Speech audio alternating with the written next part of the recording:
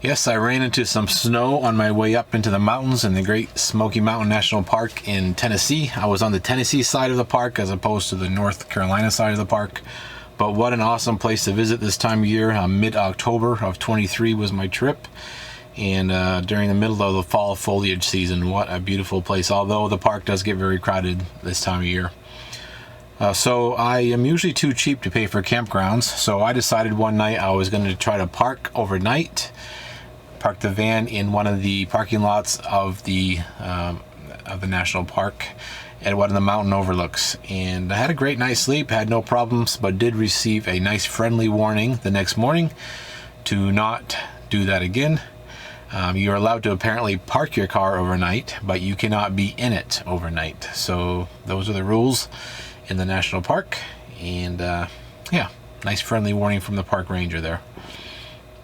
So I really enjoy visiting old general stores around the country, especially ones that are authentic, just the way they were many years ago. And I found one up in Rugby, Tennessee, that's in the northeastern part of the state, called R.M. Brooks General Store.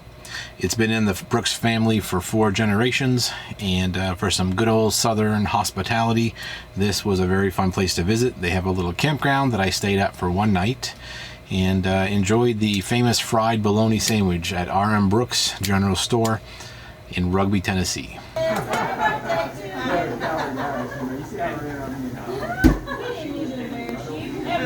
Yes, they do. Oh, yeah. Now, he just told me before we come in here, he ain't bringing no bells, he didn't want to hear no bells, but... You come to the wrong place, so I know it.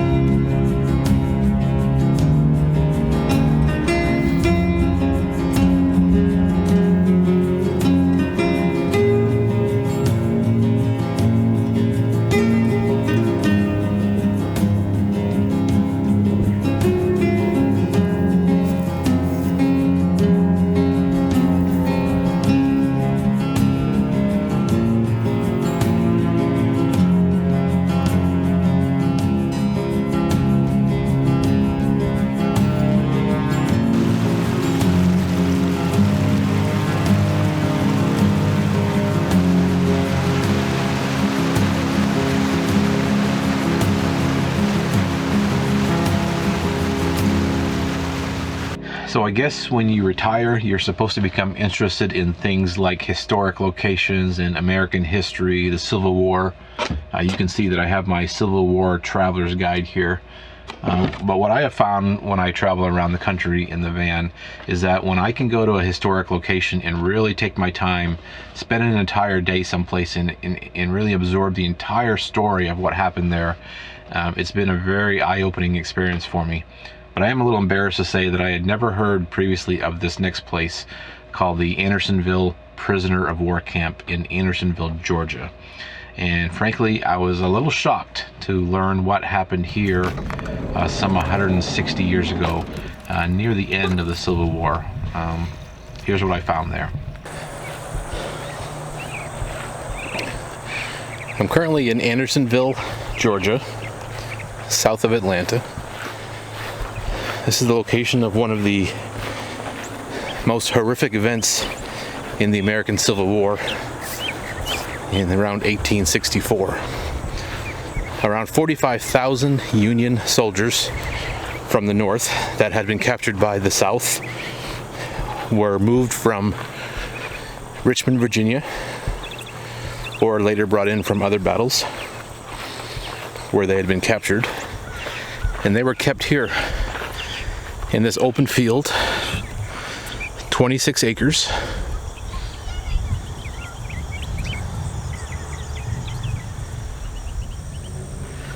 And basically they had to figure out how to survive on their own.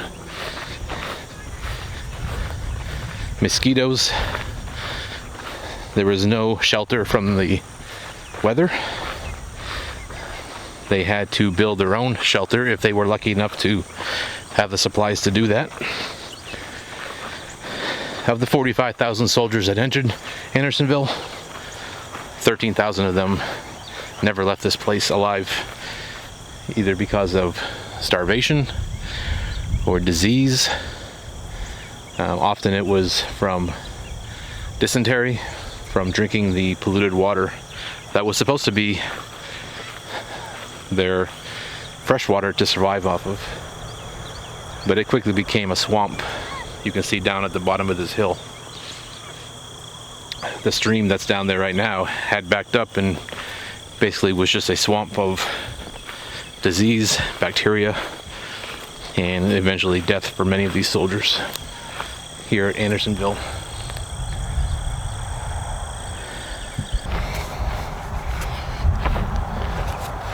So right now I'm walking between two very important lines here at the Andersonville Prisoner of War Camp. On the left is where the very tall stockade wall was built, I think approximately 20 feet tall, so that the prisoners could not escape.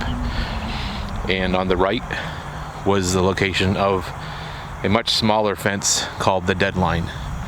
Now, if you happen to cross the deadline as a prisoner here, the Confederate guards were instructed to immediately shoot to kill that particular prisoner who was trying to cross, whether it was because he wanted to be shot or perhaps he was trying to escape. So right now I'm walking in that area between the deadline and the stockade wall location, where a prisoner definitely would not have wanted to be, or maybe he did, I don't know.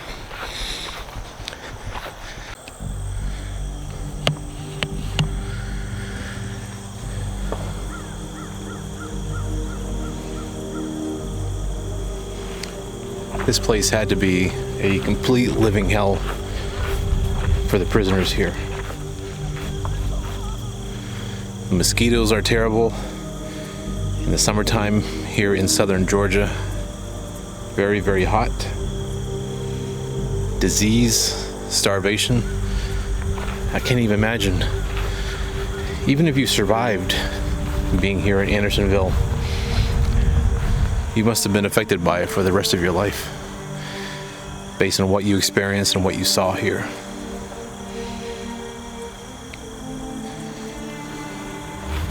Pretty incredible place to visit.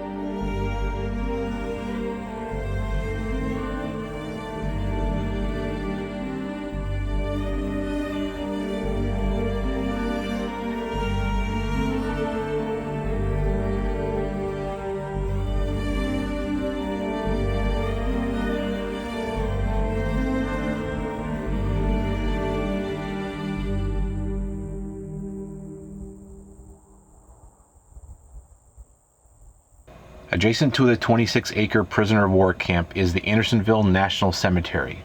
All of the prisoners that died during the 14 months of this camp are buried here, the first being Mr. Swarner from New York on February 27th.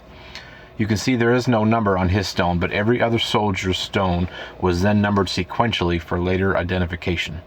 Eventually, over 100 deaths were occurring daily, so the soldiers were placed in trenches side by side, as you can see how closely spaced these stones are. So many interesting stories, including that of James H. Gooding. He took a job on a whaling ship at the age of 18 in Bedford, Massachusetts. When President Lincoln announced the Emancipation Proclamation in 1863, African Americans were allowed to join the Union Army, which Mr. Gooding did immediately.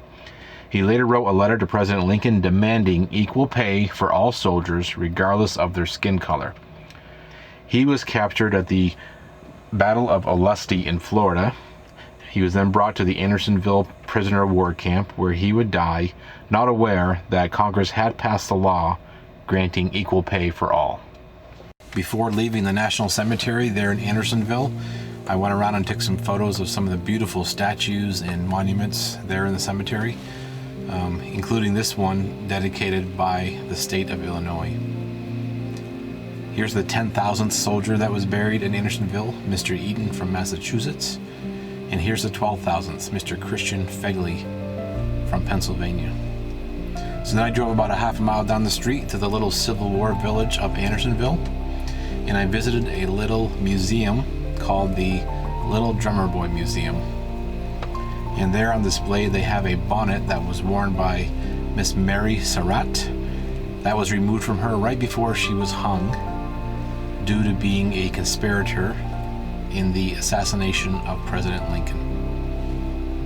So a lot of interesting little artifacts and displays there at the Little Drummer Boy Museum that I visited in Andersonville, Georgia.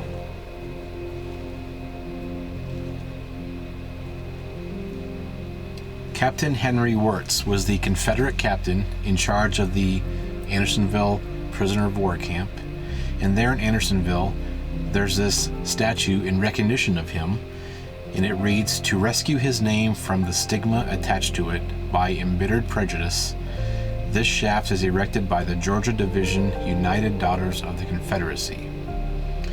You never know what you're going to find in small town America. That's what makes it so interesting. Thank you for watching my video, and I'll see you in the next one.